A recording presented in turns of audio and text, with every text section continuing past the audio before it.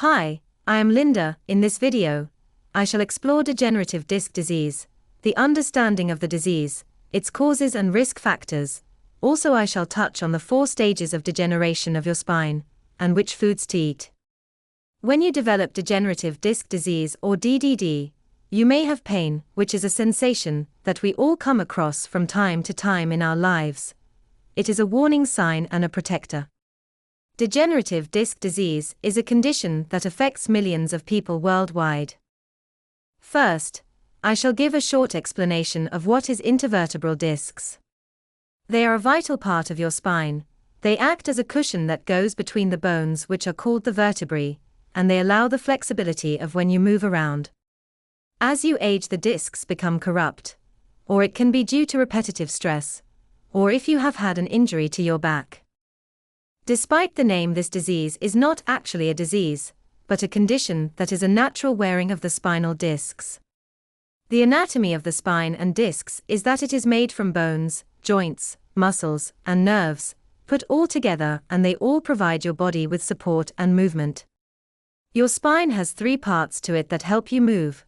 They include the cervical spine, which is at the neck area, thoracic spine, which is in the upper to mid-back area, and the lumbar spine is in the lower back. As you age, your spine becomes changeable and begins to decline. Several factors that contribute to these, and they include aging. This is the main factor. It is when the discs lose water content as you age, therefore less flexible.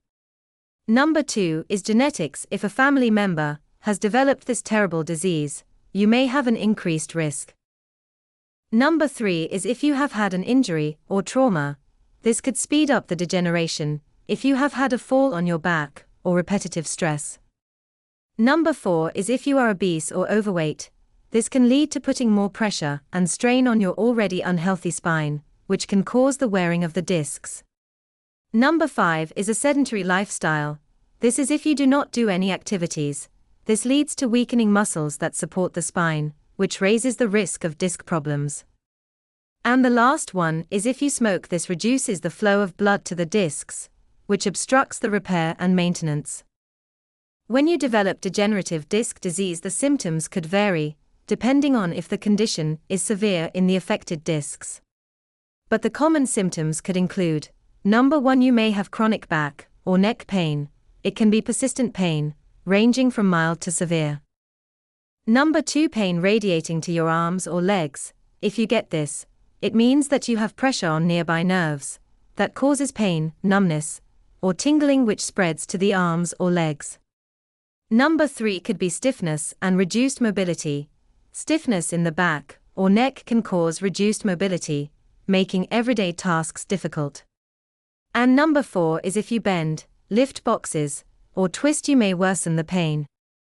When you get diagnosed with degenerative disc disease, your doctor will go through some key steps which can involve your medical history, your symptoms, and if you have had any previous injuries. Then they will give you a physical examination to check the range of motion, muscle strength, and the areas of tenderness or pain. Your doctor will also do a neurological test to look for nerve compression. They will also send you for an X-ray, MRI scan, or CT scan, as well as discography. This involves injection with a dye that can show up any affected discs. Degenerative disc disease goes through 4 stages. When you understand these stages, it can help in managing the condition. The 4 stages start with early degeneration. This first stage is when the discs in the spine lose water and become flexible. This usually begins when you are 20 to 30 years old. The symptoms are mild, intermittent pain, triggered by movement. At this stage, you should do exercises, and proper posture can help to slow the progression. Number 2 is mild degeneration. At this second stage, your discs become dehydrated and shrink. The discs become looser and shrinking more, and reduces the space between vertebrae. The symptoms are more frequent pain and stiffness that radiate to your arms and legs, and reduced mobility. At this stage, you may be prescribed physical therapy, anti-inflammatory medication. Number 3 is moderate degeneration. You may have disc bulging or herniation appear. This is where the outer disc layer weakens, and the nearby nerves become compressed. In this stage, You may have spinal injections, chiropractic care, or acupuncture. Stage 4 is the last stage of severe degeneration.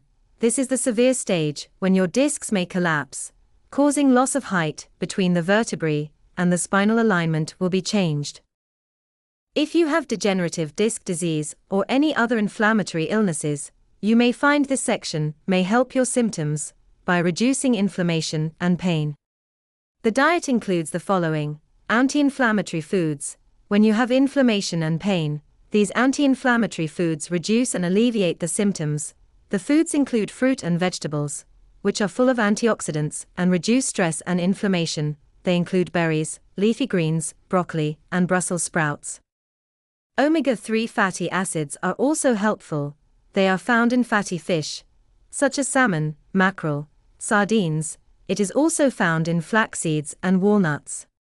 Other nuts that can help you are almonds, chia seeds, and sunflower seeds. Other supplements are glucosamine and chondroitin, which help the discs. You could also have herbs and spices to spice up your dinner plate. The best ones are turmeric, ginger, and garlic, as they have anti-inflammatory and analgesic effects. Other herbs could be boswellia, also known as Indian frankincense, which can reduce pain and improve mobility. The last one is willow bark, which contains salicin, which is a pain-relieving and anti-inflammatory herb. But never start any herbs or spices before seeing a doctor or dietitian, because some herbs and spices can interfere with some medication. This section is all about exercises. I know this is difficult, but regular physical activities are essential for maintaining the spine. It improves your flexibility, strengthens the muscle support in the spine, and reduces pain. These exercises should include low-impact exercises such as walking, swimming, or a stationary bike. Other exercises could include strength training, which strengthens the muscles and supports the spine, reducing disc pressure and pain. These exercises could include core exercises or resistance training. Flexibility and stretching are also important for your mobility, and could also reduce stiffness. The exercises for the hamstrings, hip flexors, and lower back can include yoga, tai chi, or meditation. Your posture is also essential. Maintaining proper posture and using special tools can prevent strain on the spine. Another one is also essential. Maintaining your weight can reduce the strain on the spine and discs.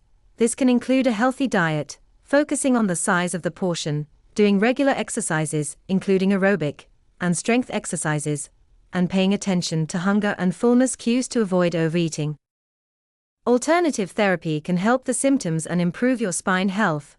They include acupuncture, chiropractic care, massage therapy, and adopting a healthy habit. Reducing the risk factors can help support the natural healing process. In conclusion, it is essential to understand what is degenerative disc disease, as it will help you to manage your symptoms and improve overall spine health. By knowing the structure of the spine, what the causes and risk factors are, and the progression, you can help yourself to a healthier you. With a mixture of medical treatments, natural remedies, and a change in your lifestyle, you could maintain a good quality of life. As always, you must keep your appointments and consult with your healthcare provider if you have any worries. Thanks for listening to my video. I am not a medical professional, and the information in this video is for information only. If you have any worries about your condition, you should consult with your healthcare professional. If you found this video helpful, then please click the subscribe button to follow my channel, and press the bell. If you have any questions, please leave a comment below, and I will get back to you. I hope this video has helped, and good luck.